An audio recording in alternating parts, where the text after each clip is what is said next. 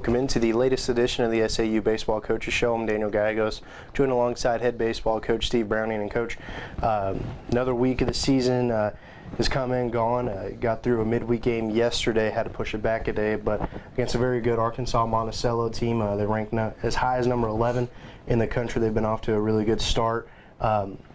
Through at least the first 8 innings, your team was playing outstanding baseball, particularly starting pitcher Umezo Densaki, 7 shutout innings, struck out 7.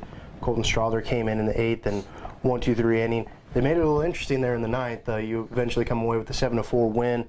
Preston Gray with his 4th save. Talk a little bit about your team's performance in that midweek game.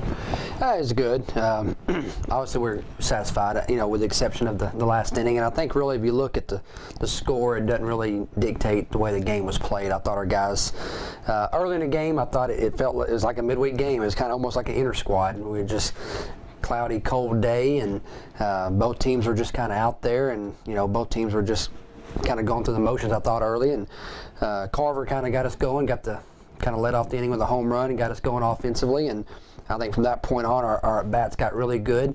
Umezo, I thought, threw really well. 7 innings, 2 hits, and the 2 hits went to the same guy. And so he, it was good to get him back out there and see him have his second good outing in a row. Like I said, if you look at the back end of the game, the score really doesn't dictate. I think the score makes it look closer than what it actually was, but they did. Hats off to Monticello. They came out in the last inning and took advantage of a few walks and got a few little hits here and there and made it interesting. Forced us to bring Preston in. We really didn't want to yesterday, but he came in, and I don't know how hot he was when he came in because I kind of brought him in quick, but he came in and got the job done, and at the end of the day, we got out there with a W. A little bit backtracking towards this past weekend, Ouachita, that series, you lose game 1 to an outstanding pitcher, last year's pitcher of the year, off to another great start in Davis Ward. Then your team bounced back on Saturday with the doubleheader, taking both games to win the series. So talk a little bit about your team, how they turned around from Friday's game to Saturday's doubleheader. Game 1, we lost, and you look at the score.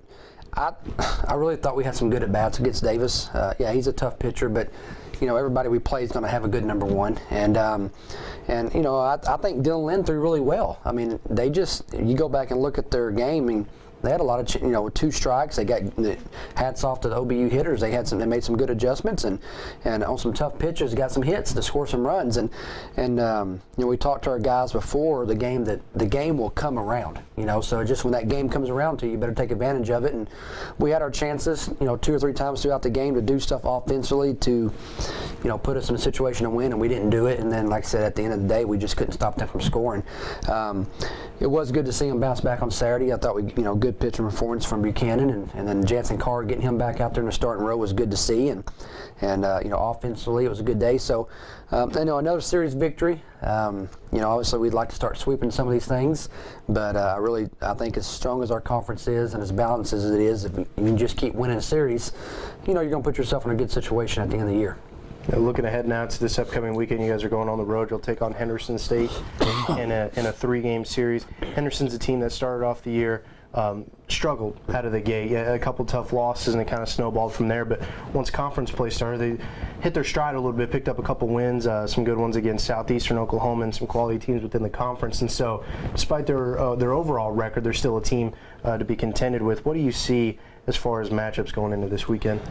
You can't take anybody for granted, and really when you get into conference play, it's a whole new season versus those first 2 weekends are great and they help you get some momentum, but once you get into conference, it's a new season, and I think that's probably the way they're looking at it. If they go out and do what they're capable of doing during conference, they're going to put themselves in a chance to go to the conference tournament and advance on from there. So we have to go in there and look at it. It doesn't matter how they started the season or how they are now, that we're going to their place and they're going to be ready for us. And they're a team. They've shown they can beat people, and they were picked to be, number 4, number 5 in the conference anyways to start the season. So, a lot of respect from the coaching staff. I think we just take it like any other weekend that, if we go in there and our pitchers do what they're capable of doing, our hitters do and what they're capable of doing, and defensively we'll put ourselves in a good situation to win some ball games, and hopefully, like I said, we need a sweep somewhere along the way to accomplish the goals we're wanting to accomplish, but we'll head over there and just take it one game at a time on Friday.